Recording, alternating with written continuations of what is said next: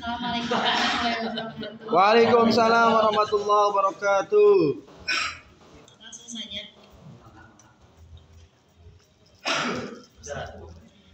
Qala at-Tabari yahuzu an takunu hakiman ala itlaqi fi kulli syai'in.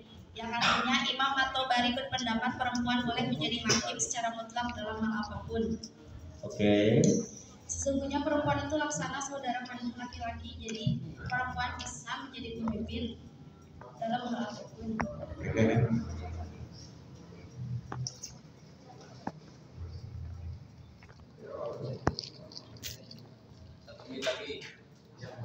Silakan, jangan bingung. Ayo yang gereget atau yang gereget ayo. Kalau sudah mau maju. Pada dasarnya Allah Subhanahu wa taala menciptakan hambanya baik itu laki-laki maupun perempuan semata-mata bertujuan untuk mendharmabaktikan dirinya kepada Yang Maha Kuasa yakni Allah Subhanahu wa taala. Agama Islam datang ke muka bumi ini membawa ajaran egaliter, yaitu memandang manusia itu secara setara atau sederajat dengan tidak membeda-bedakan ras, kasta, jenis kelamin, jenis kulit, dan lain-lain.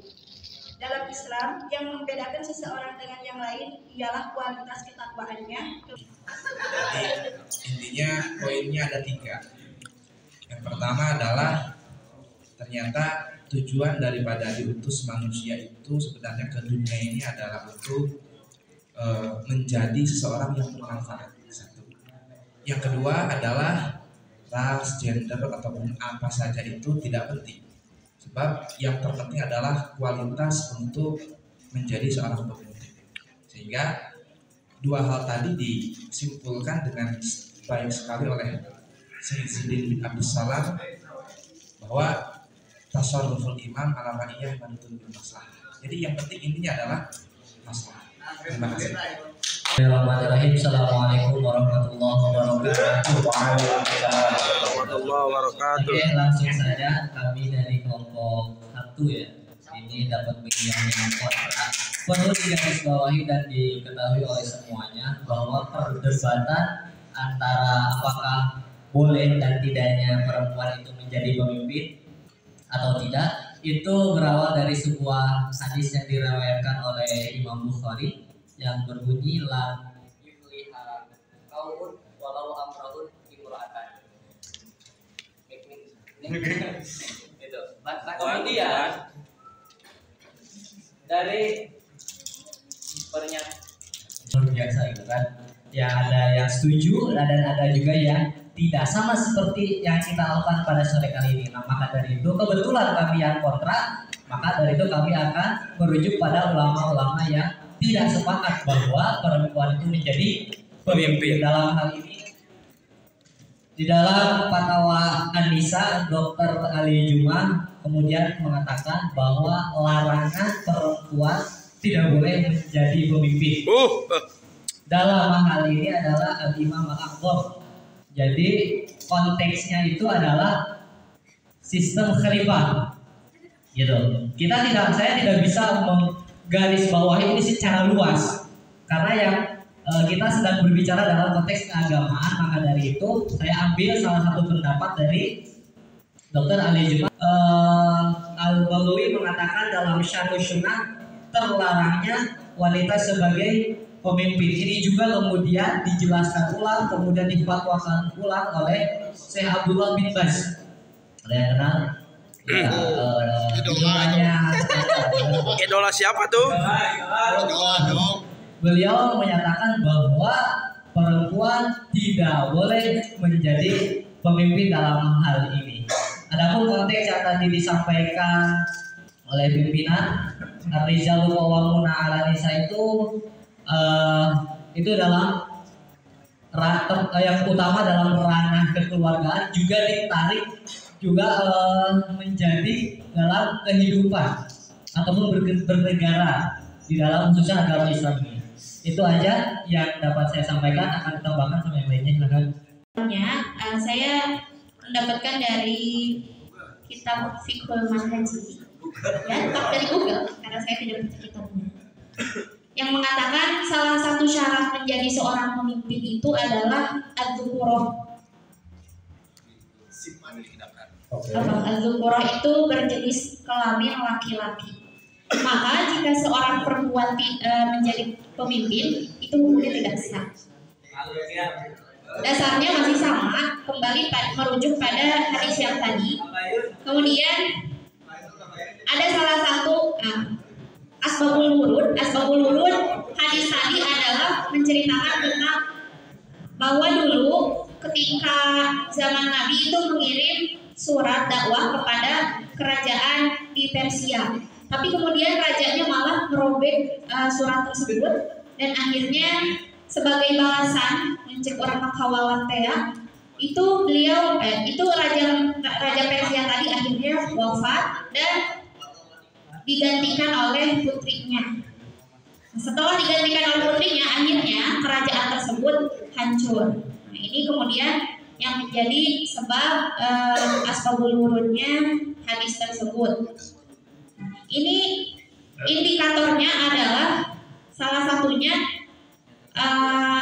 ketidakmampuan perempuan atau wanita dalam kepemimpinan seperti itu. Karena kepemimpinan itu kan mengandung banyak permasalahan yang kompleks.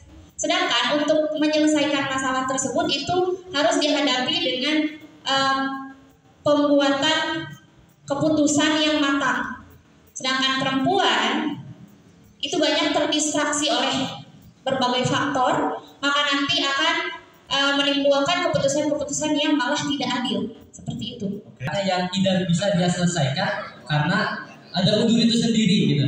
Maka dari itu ini menjadi referensi kami yang kuat bahwa tidak setuju bahwa perempuan itu kemudian menjadi pemimpin. Kira-kira seperti itu.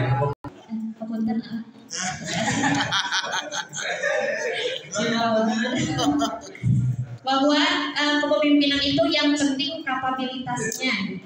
Sedangkan dalam fitrahnya sendiri itu startnya, garis awalnya itu perempuan dan laki-laki sudah berbeda. Dari fitrahnya sudah berbeda. Dari kemampuan fisiknya, kemampuan akalnya itu sudah berbeda. Maka kapabilitasnya pun akan berbeda. Ya. Gitu. Silahkan dijawab oleh. Sebutkan tadi. Harus tidak setuju. Jangan terganggu dengan yang lain, fokus pada diri Anda.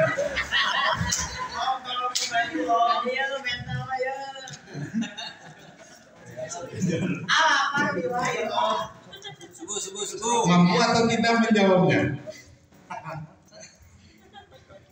Semangat Om.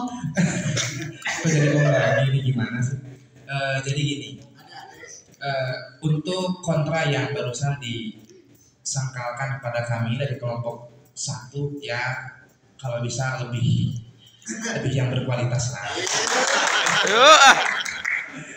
Jadi gini, untuk masalah kapabilitas sebenarnya itu nggak jadi masalah karena kita kembalikan lagi pada kaidah asal tadi bahwa tasarruful imam ala ra'iyah manutun bil maslahah. Yang penting maslahah kan? Entah itu mungkin tadi seperti ada yang disinggung bahwa perempuan sedang haid itu tidak boleh menjadi hakim karena itu nggak masuk akal, itu salah paham saya rasa. Bukan tidak boleh menjadi hakim, tapi tidak boleh menghakimi. Sama kayak hakim laki-laki itu juga ketika dia emosinya sedang tidak stabil, ya nggak boleh menghakimi, tapi bukan berarti tidak boleh jadi hakim. Nah gitu loh. Terus gini, masalah kualitas perempuan dan kualitas laki-laki itu berbeda. Memang saya akui kualitas laki-laki dan perempuan itu berbeda. Tapi dengan perbedaan itu bukan berarti sekarang kita mendiskriminasikan perempuan gitu. Itu gak masuk akal. Karena mau tidak mau perempuan itu pun juga tercipta dari perempuan. Saya minta dalilnya yang spesifik. Wah, soal adab. Tadi kan mintanya yang lebih berkualitas gitu loh. Oke, siap. Ini saya akan sebutkan konsep dasarnya tentang imamah. Jadi imamah itu ada dua gitu. Jangan samakan imamah itu Islam bla bla bla. Bukan seperti itu. Imamah itu ada dua loh, ada dua arahan. Secara konsepsional imamah itu ada imamah daulah Islamiyah yang mungkin sering kita sebut dengan khilafah atau yang apa gitu ya. Ada juga yang bisa kita panggil dengan daulah siyasiyah. Kalau sederhanakannya ya demokrasi lah gitu lah ya. Sedangkan di negara kita sendiri yang menjadi asas untuk berpolitikan atau kepemimpinan adalah bukan daulah Islamnya, tapi daulah sia-sia, jelas kan? Maka dari itu sistem demokrasi lah yang digunakan dan demokrasi tersebut. Ya silakan, poinnya sudah bisa ditangkap. Baik saja. Pertanyaan akan tadi, katanya perihal tentang daulah sia-sia. Ya mungkin karena dari itu kan dalil yang Anda beri ini kurang kuat berarti. Tidak ada dalil yang ada yang spesifik. Makanya saya katakan kurang kuatnya. Loh. Cari titik lemahnya, Bos. Silakan. Dan saya akan apa namanya ya? Titik sensitifnya. Kepada akar materi sebelah sana.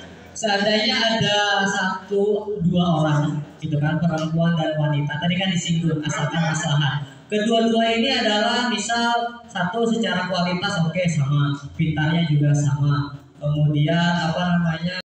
Saya bantu jawab, pasti milih yang laki-laki, gitu kan. Maka dari itu dengan jawaban ini tidak ada kesempatan perempuan menjadi pemimpin karena sudah dijelaskan tadi oleh teteh yang dari kita itu bahwa indeksnya itu berbeda. Laki-laki itu di atas perempuan dalam hal apapun. Di bawah. Nah, mungkin satu ya, ada 2 poin yang mungkin akan saya sampaikan. Yang pertama adalah saya akan mengkritik dari kontraknya pihak sebelah itu, kritiknya nggak pas sebenarnya.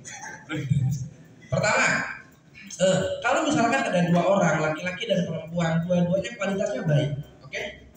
Dua-duanya mampu menjadi pemimpin dan dua-duanya adil, tidak beda sama sekali, nilainya plus semuanya, 10 semuanya. Ini yang mana yang harus kita pilih, laki-laki atau perempuan? Yang laki-laki. Loh kok bisa?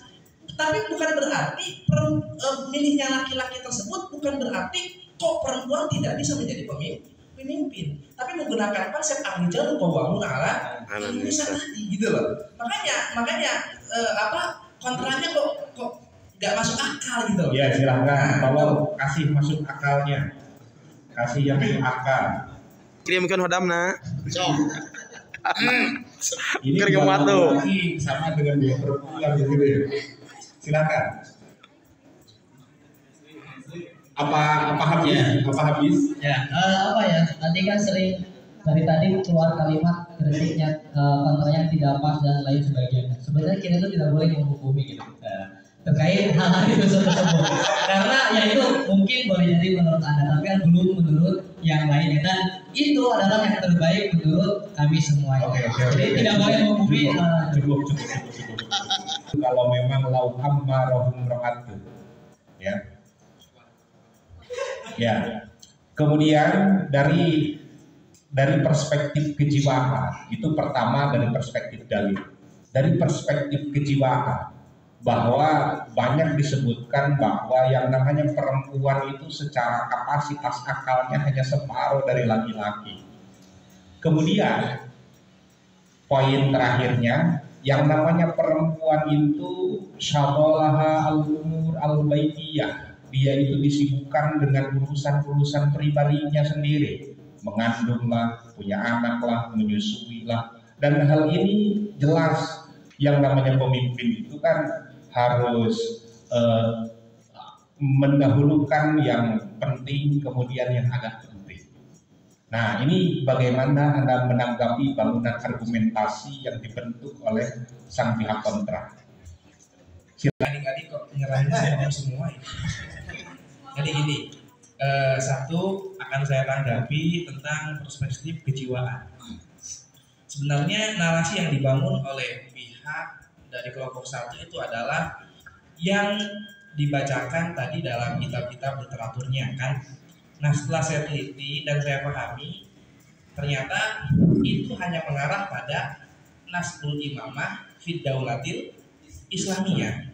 Jadi narasinya pun juga sudah tidak nyambung gitu loh.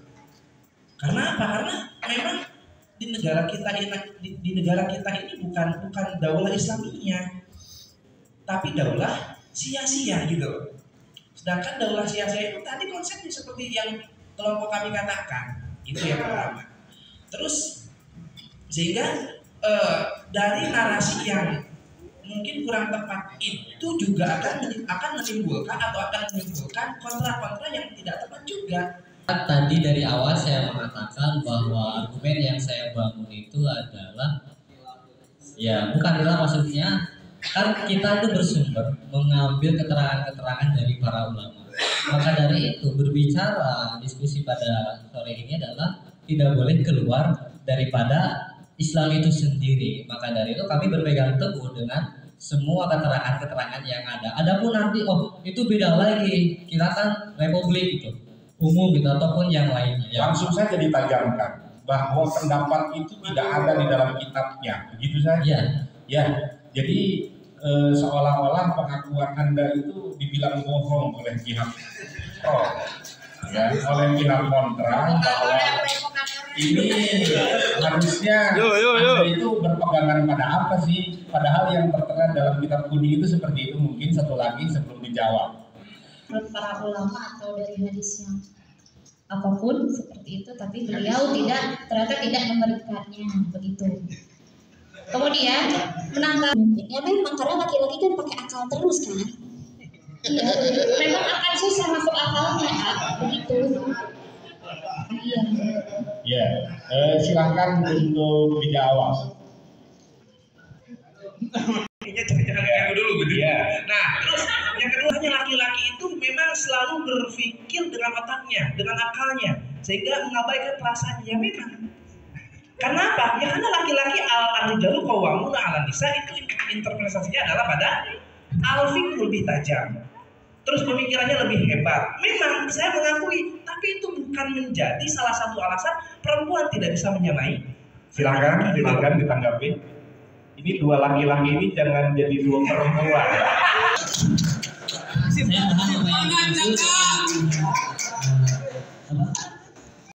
Laki-laki itu lebih banyak daripada pemimpin wanita. Kenapa? Karena ya lebih orang-orang lebih mempercayai laki-laki daripada perempuan sebagai pemimpin seperti itu. Oke, memang. Tapi gini loh yang jadi masalah, percaya atau tidak, dominasi atau tidak itu gak jadi masalah sebenarnya. Tapi apakah hal-hal tersebut menjadi penghalang seorang perempuan bisa menjadi? Baik, tepuk tangan untuk